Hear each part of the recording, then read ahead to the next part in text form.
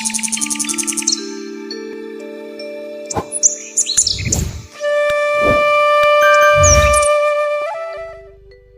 একটি গোলাপের চারা, 4 ইঞ্চি প্যাকেটে আছে, একদম ম্যাচিওর চারা, খুব ভালো রুস্টক।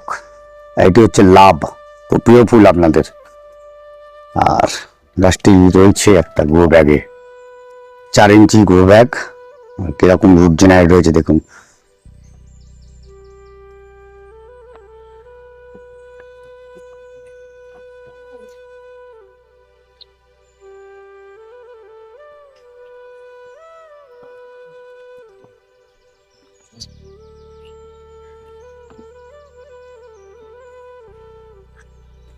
খুব সুন্দর রুট বল, একদম কি ম্যাচিওর গাছ।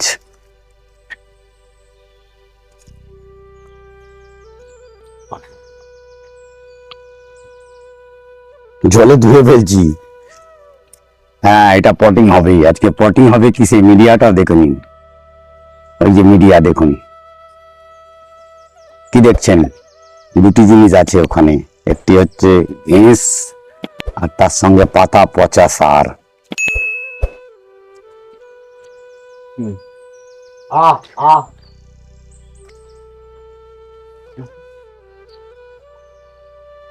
একদম ধুয়ে রুট বল পরিষ্কারই করে ফেললেন। উফ, মারাত্মক সুন্দর রুট বল। গোলাপ গাছ সবসময় ভালো রুট বল, এত সুন্দর রুট বল পাওয়া যায় না। আর এই যে ইউনিয়ন জয়েন্ট, এই জয়েন্টটা দেখুন, গাছটি নয় করে 1 থেকে 1.5 বছরের পুরনো গ্রাফটিং। ইভেন এই গাছটা আরো সুন্দর, তার কারণ এখানে এলাটি দেখতেই পাওয়া যাচ্ছে না। ঠিক ইউনিয়ন জয়েন্টের নিচে এই জায়গাটা এলা পোর্শন, যেটা মেন মাদার পোর্শন, এইখান থেকে গাছ কিন্তু অনেক সময় এলা ডেভেলপ করে। যাই হোক, যেটি বলছিলাম, এই যে ধুয়ে ফেললাম। আর এখন আমাদের জুলাই মাস, একটা পরিবেশ আমাদের অন্য, টেম্পারেচার অনেকটা ডাউন থাকে, ময়েশ্চার থাকে প্রচুর পরিমাণে। যারা গোলাপ করেন বা গোলাপ সিন্ডারে করবেন ভাবছেন, তারা কিন্তু রুট বল ধুয়ে এই গাছকে করে নিতে পারেন। এই সময় খুব ভালো, যেটা ফেব্রুয়ারি মাসে হয়। ফেব্রুয়ারির থেকেও মনে হয় ভালো জিনিস এই সময় হতে পারে, যদি ঠিক মতন জায়গায় একটু রেখে দেওয়া যায়। বেশি দিন নয়, 2 থেকে 3 দিন 4 দিন থাকলেই গাছে ডেভেলপ করে দেবে রুট। এখানে আমি একটি 6 ইঞ্চি মাটির পট নিয়ে নিয়েছি, আর সেটাকে প্লাগ করার জন্য যেমন ভাবে প্লাগ করেন আপনারা, নর্মাল দেখুন, নর্মাল সিন্ডার আমি নিচে দিয়ে এটিকে ভরে নিলাম।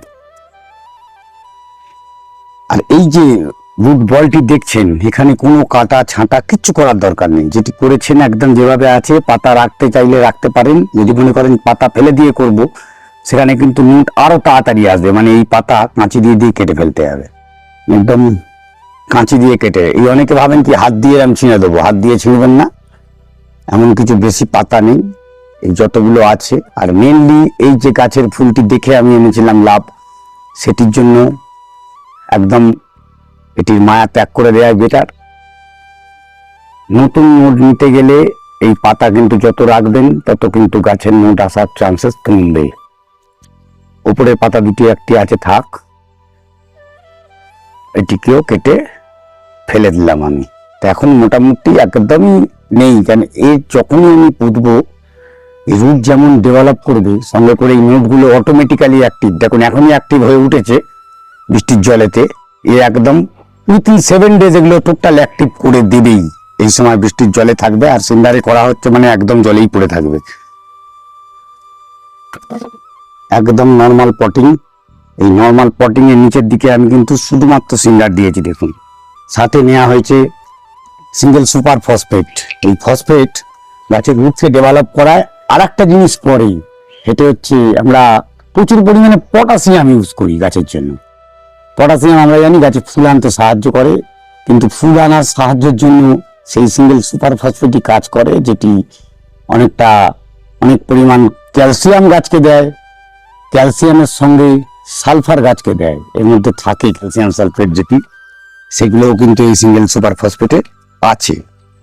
এখানে 1-2 চামচের মতন আমি এই সিন্ডারের সঙ্গে নিয়ে নেব, যেটি থাকবে না মাটিতে। এটি কিন্তু থাকবে না, এই গাছটি পোতার পরে দুবার তিনবার ওয়াশ আউট হলেই অটোমেটিক্যালি বেরিয়ে যাবে, কিন্তু গাছ যতটুকু নেওয়ার ঠিক নিয়ে নেবে। আর এই পাতা পচা সার এটা অপশনাল, এটা আপনাকে দিতে হবে এরকম নয়। আপনি যদি সিন্ডারে গাছ করেন এই পাতা পচা না দিলেও চলবে, কারণ সিন্ডার ইউজুয়ালি আমরা কেমিক্যাল বেসের জন্যই করি গাছ। কেমিক্যাল দিয়ে যারা গাছ করে তাদের জন্য কিন্তু এটা শুধু সিন্ডার ভালো, শুধু সিন্ডারই সব থেকে ভালো। এই পাতা পচা দিতেই হবে এরকম ব্যাপার নয়, না দিলেও কিন্তু আপনার গাছ ভালো হবে। কিন্তু যদি সিন্ডারে করেন গাছের কিন্তু ঠিক টাইম মতন তার যা খাদ্যের প্রয়োজন সেই খাদ্য কিন্তু সেটা কেমিক্যাল হোক বা জৈব যেভাবেই আপনি করুন তাকে কিন্তু সময় মতন দিয়ে যেতে হবে। আমি এমন দেখেছি শীতকালে ডালিয়া গাছ সিন্ডারে করে, আমি আপনাদের কাছে ভিডিও তুলে ধরেছিলাম, সেখানে আমি প্রতিদিন খোল জল দিতাম, প্রতিদিন, কিচ্ছু হয়নি গাছে, কোনো ফাঙ্গাস আসেনি, কিছু নয়, প্রচন্ড সুন্দর ডেভেলপ হয়। আমি গোলাপেও কিন্তু এভাবে খোল জল দিয়ে গিয়েছিলাম, সেই গাছ এখন বিশাল বড় বড় ঝোপালো গাছ তৈরি হয়েছে। তো আপনি খোল জলেও গাছ করতে পারেন সিন্ডারে, কিন্তু প্রতিদিন টাইম করে দিতে হবে ওকে, কেন এটা ওয়াশ আউট হয়ে বাইরে বেরোবে।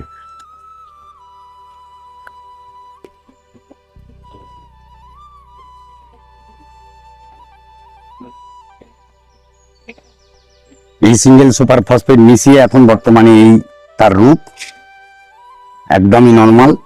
এই পাতা পচা সার আমি বলেছি অপশনাল, দিতে ইচ্ছে করলে দেবেন, যারা খাবার দিতে পারবেন না পাতা পচাটা দিয়ে রাখবেন।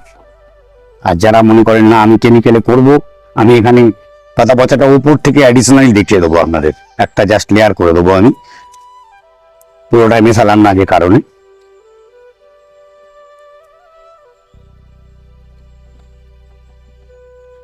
দেখুন এখানে হয়ে গেল, এরপরে জল পড়লে এটা চেপে বসে যাবে। পাতা পচা আমি মালচিং এর মতন করে উপরে দিয়ে দিলাম, যতখানি পারবে ময়েশ্চার ধরে রেখে দেবে, ধীরে ধীরে ডাইলুটেড হয়ে মাটিতে নামবে। ফসফেট গাছকে খাবার যেমন দেবে তার রুট ডেভেলপ করাবে, আর এর উপরেই আমি হালকা করে সিন্ডার দিয়ে জিনিসটাকে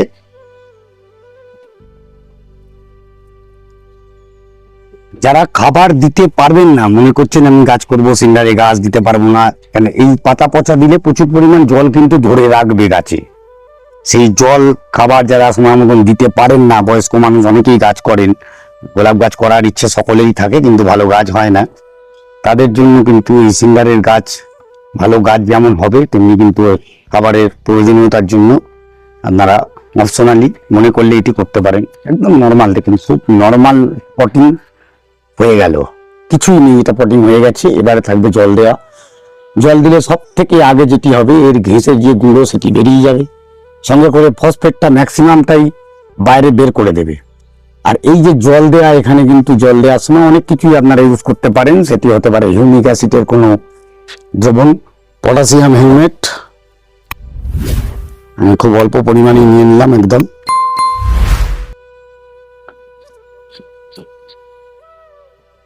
এটি জলে দ্রবণীয়, একদম খুব সহজেই মিশে গেল জলেতে, দেখুন দেখুন একদম জলে মিশে গেল। আর এই যে পটিং, এখানে বেশ কিছু ব্যাপার আছে, গোলাপ যারা করেন বা জানেন, যারা গোলাপ করেছেন তারা কিন্তু বলেন 3 থেকে 8 mm এর মধ্যে সিন্ডার নিতে হবে, ডেফিনেটলি সেটা লাগে। কিন্তু এই 8 mm সিন্ডার আপনারা কোথায় পাবেন, কিভাবে পাবেন, সেটা একটা ব্যাপার থেকে যায়। যদি না পান, সিন্ডার নর্মাল যে সিন্ডার আছে সেটা গুঁড়িয়ে গুঁড়ো করে নিলেন, গুঁড়োটা কিন্তু জলে ধুয়ে ধুয়ে ধুয়ে ধুয়ে একটা সময় কিন্তু বাইরে বেরিয়ে যাবেই, নিচের দিকে যাবে অটোমেটিক্যালি। 8 থেকে 10 mm বা 3 থেকে 4 mm এর উপরে যে ডিন্ডারটা সেটাই কিন্তু এর মধ্যে থাকবে, বাকি গুঁড়োটা কিন্তু ওয়াশ আউট হবে। যদি সিন্ডারে, এখানে পুরোপুরি সিন্ডার, কোনো মাটি নেই, এটা কেমিক্যালের জন্যই সব থেকে ভালো গাছ হতে পারে। আমি পাতা পচা দিলাম, এটা ইনার্ট মিডিয়া রইল না, মিডিয়া কিন্তু কনভার্টেড টু দা জৈবই বলতে পারেন আবার, কেননা আমি পাতা পচা অ্যাড করেছি। পাতা পচাটা কিন্তু এই সিন্ডারের সঙ্গে গিয়ে ঢুকে গিয়ে যে মিডিয়াটা করবে সেখানে কিন্তু যেমন জৈবও ধরতে পারবে, সঙ্গে করে কেমিক্যালও ধরতে পারবে। আমি সেই কারণে পুরো মিক্সআপটা করিনি, আপনার জন্য অপশনালি বলেছি। আপনারা যারা সিন্ডারে করেন সিন্ডারে পুরো পিওর করতে পারেন, আবার যারা বয়স্ক মানুষ আছে তারা আবার মিডিয়াও করতে পারেন। কেউ গোবর সারের যে ওপরে একটু বড় ধরনের যেগুলো গুঁড়ো থাকে সেই ধরনের জিনিস দিয়ে করতে পারেন। এটা আপনাদের উপর, আপনারা কিভাবে করছেন আর কিসে করবেন। মিডিয়াটা কিন্তু মেন, মিডিয়ার জল যেমন বের করে দিতে হবে, খাবারও তেমনি দিতে হবে।